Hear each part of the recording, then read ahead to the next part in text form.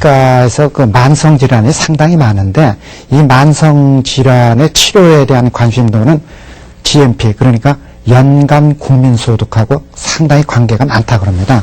그러니까 외국 통계를 보면요, 그 연간 국민소득이 10,000불이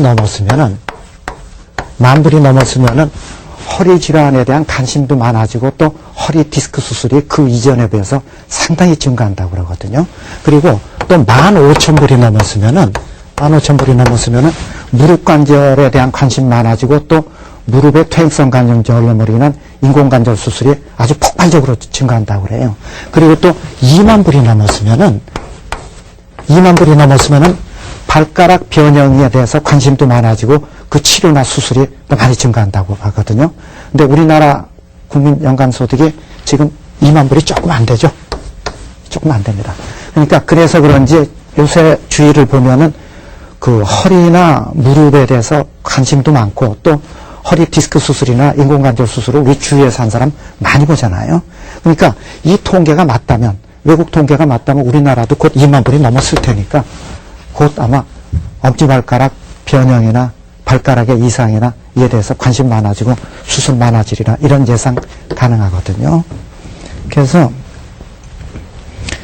오늘은 그 발가락의 변형, 그 중에서도 엄지발가락 변형인 무지외반증이거든요. 무지외반증에 대해서 이해에 걸쳐서 자세히 설명드리도록 하겠습니다.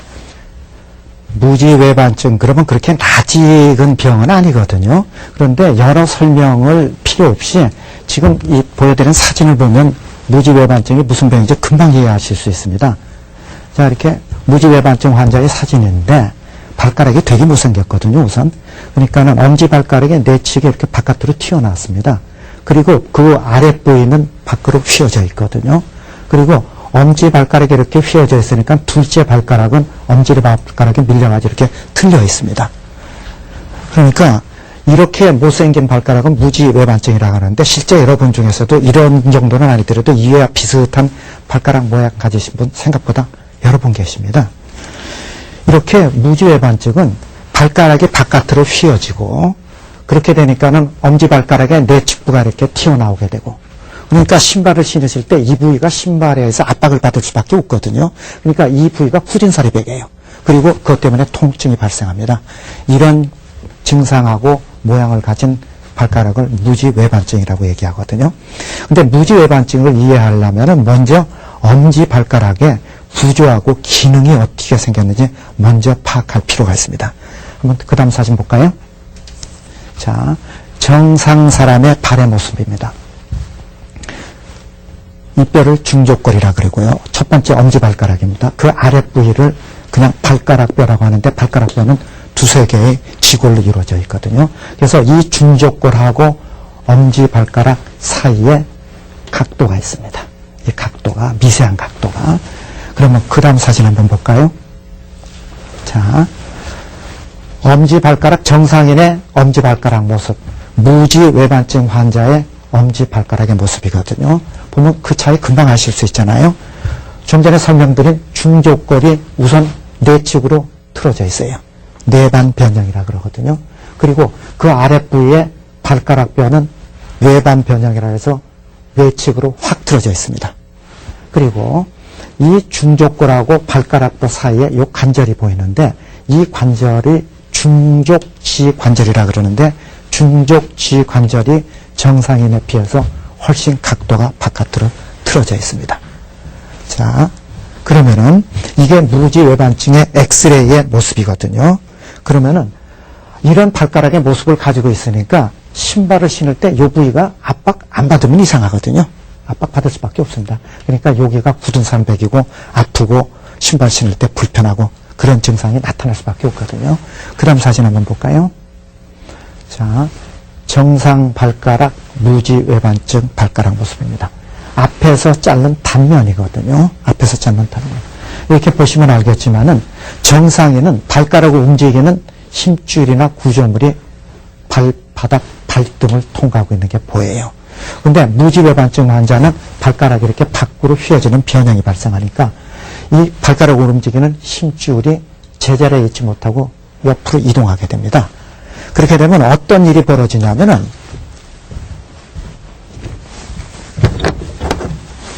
정상 발가락은 이렇게 생겼으니까 힘줄이 이렇게 이동하게 되는데 무지외반증 환자는 발가락이 이렇게 돼 있으니까 힘줄이 극단적으로 가면 이렇게 되거든요. 힘줄이.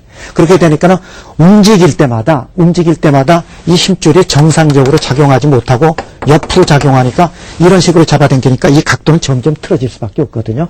그러니까 무지외반증은 일단 변형이 시작될수록 자꾸 변형은 진행될 수밖에 없다는 뜻입니다. 진행될 수밖에.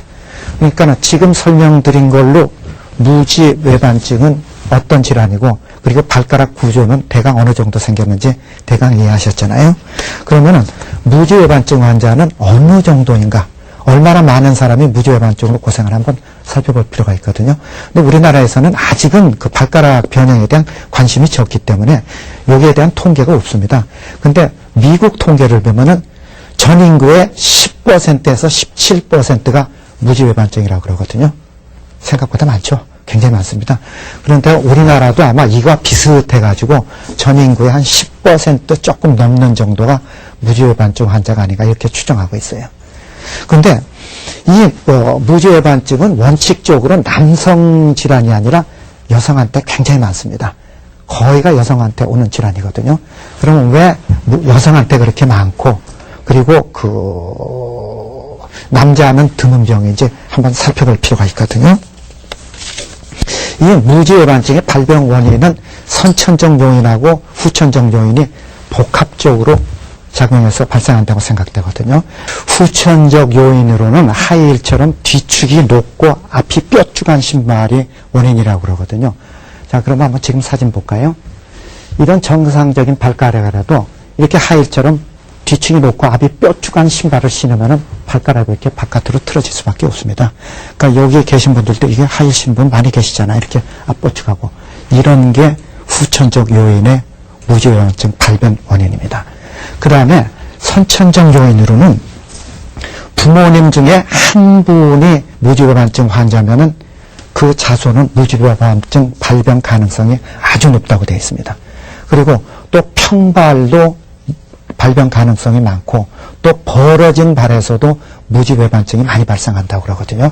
그러니까 평발은 납작발이니까 뭐 어떤 변형인지 아실 테고 그 넓적한 발이 어떤 거냐면은 다음 사진 볼까요? 이쪽이 정상 발가락이고 이쪽이 벌어진 발의 발가락입니다. 언뜻 보면 큰 차이가 없어 보이지만은 이 발가락 사이의 간격을 보면 무슨 말인지 알거든요. 특히 이 네 번째, 다섯 번째 발가락 사이가 확실히 벌어져 있어요. 그러니까 이게 태어날 때서부터 발가락에 이렇게 볼이 넓은 사람이 있거든요. 근데 이런 사람이 무지외반증이 잘 걸린다 그럽니다. 근데 실제 이런 분들은 무지외반증만 아니라 신발 신을 때 아주 해먹죠. 발이 넓으니까 신발이 발에 꼭 조여가지고 아주 해먹는 분이 많습니다. 하여튼 이렇게 선천적 요인으로는 부모님 중에 한 분이 무지외반증이라든가 평발이거나 벌어진 발에서 이런 무지외반증이 잘 걸리는 거니까 이거를 합쳐서 종합해보면은 20, 30대의 젊은 여성분이 하이힐같이 뒤축이 높고 앞이 뾰족한 신발을 많이 신는데 부모님 중에 한 분이 무지외반증이 있을 때 이 병이 특히 많이 잘 걸린다. 이렇게 생각하시면 이해하기가 쉽습니다. 그런데 이 병이 진행하게 되면은 어떤 증상이 나타나냐 그러면 그냥 일반 보행 중에도 발가락에 어떤 작은 물체만 걸려도 이렇게 통증이 심해요. 통증이 심합니다. 어디 뭐 살짝만 부딪혀도. 그리고 엄지발가락에 이렇게 변형이 심하게 되니까 둘째 발가락이 엄지발가락 때문에 2차 변형이 일어나거든요. 그 다음 사진 볼까요? 아주 심한 무지외반증 환자입니다. 엄지발가락이 이렇게 심하게 밖으로 휘어져 버리니까 이 엄지발가락 때문에 밀려가지고 둘째 발가락이 위로 들려버릴 수밖에 없거든요. 들려버리니까는 둘째 발가락이 이렇게 갈퀴 모양으로 이렇게 휘어집니다. 휘어지니까 이런 식의 둘째 발가락이 되니까 이 발가락 또한 신발을 신으면은 발등하고 이 발바닥 쪽이 특히 발등 쪽이 이게 신발에 눌려가지고 견뎌나지 못하거든요. 그러니까 여기가 굳은 살백이고 심한 통증이 옵니다.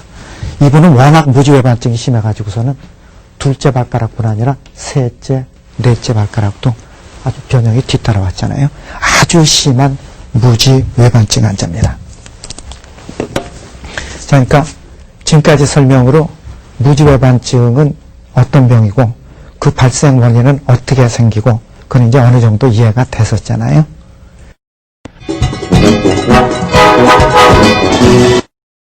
무지외반증일 때요, 운동화를 신으면 증상이 심해지는 걸 막을 수 있나요?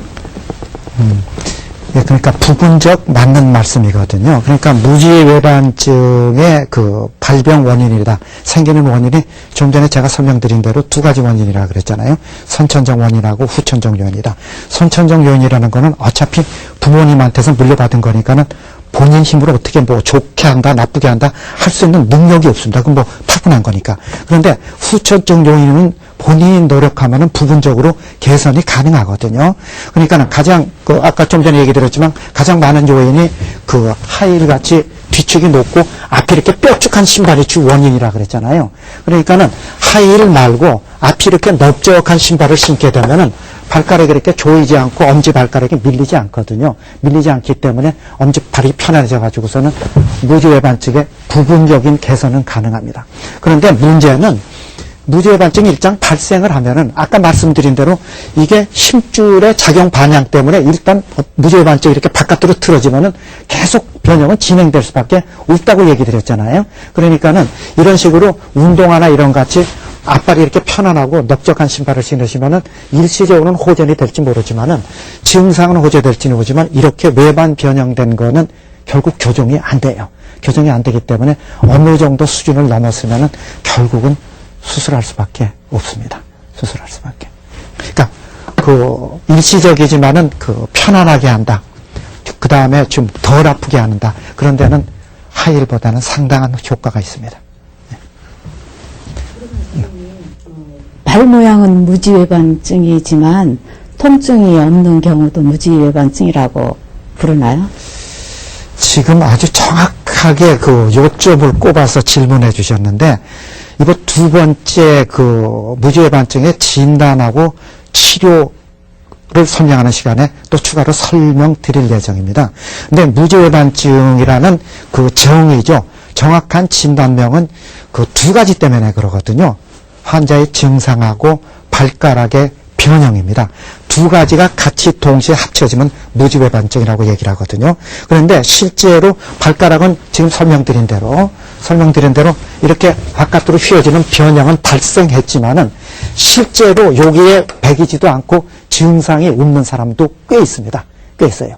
그렇지만은 무지외반증이라고 이야기를 할 수밖에 없지만은 이런 분들은 그렇게 적극적인 치료가 필요 없다는 뜻이죠.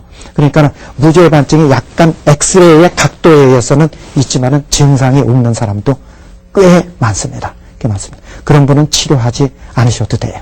치료 안 하셔도 됩니다. 자, 또 그 다음 질문 계신가요? 예, 선생님, 수술을 하면 예쁜 발로 될 수 있습니까? 무지외반증이라는 병 자체가 발가락이 이렇게 심하게 휘어져서 변형된 거니까 수술이라든가 치료 목적도 변형된 발가락을 정상으로 교정시켜주는 수술이거든요. 그러니까는 정상적으로 교정되면은 이쁜 발이 될 수밖에 없습니다. 이쁜 발이. 그러니까는 무지외반증의 수술이라는 게 결국 발가락 변형 교정술이고, 그 다음에 발가락의 변형이 교정이 되면은 이쁜 발이 될 수밖에 없어요. 그런데 제가 다음 시간에 또 설명드리면서 강조해드리겠지만은 그 무지외반증을 수술하는 목적이 아프고 불편하고 신발 신기가 힘들고 그래서 수술하는 경우도 많지만은 또 어떤 분들은 발가락이 너무 보기 싫고 그러니까 발가락을 이쁘게 하는 목적도 있고, 또 어떤 분들은 발가락이 신발 신기가 힘들어서 하이힐을 제대로 신고 싶어서 무지외반증 수술하는 사람들도 꽤 있습니다. 근데 문제는 뭐냐면은 무지외반증을 수술해가지고 발가락을 진짜 지금 말씀드린 대로 예쁜 발로 만들어 줬는데도 불구하고 그 중에 반 가까이는 하이힐을 신는데 아주 상당히 지장받는 경우가 많거든요. 그러니까 아주 쉽게 말하면 무지외반증은 발가락 변형이 교정이 돼도 하이힐을 신기는 문제가 있습니다. 그렇기 때문에 예쁜 발은 될 수 있을지 모르지만은 하이힐을 신는 데는 한 반 정도는 지장을 받는다. 그렇게 이해하시면 되는 거거든요.